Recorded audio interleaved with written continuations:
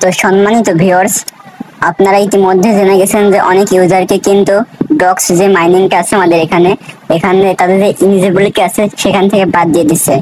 তো আপনি কিভাবে চেক করবেন যে আপনি কি এখান থেকে উইন্ডো করতে পারবেন বা ইনিজেবল আছেন কিনা? দাঁড়ান আপনাদের সবাইকে দেখাই দিয়ে আপনারা কিভাবে এখান থেকে চেক করবেন যে আপনি ইনিজেবল আছেন কিনা। ইনিজেবিলিটি চেক করবার জন্য আপনারা এখানে ক্লিক করে দিবেন, এখানে এখানে এই লিগার বোর্ডে একটা ক্লিক করে দিবেন। লিগার বোর্ডে ক্লিক করার পরে আপনি কিন্তু বুঝতে পারবেন যে আপনি এলিজিবল আছেন কিনা।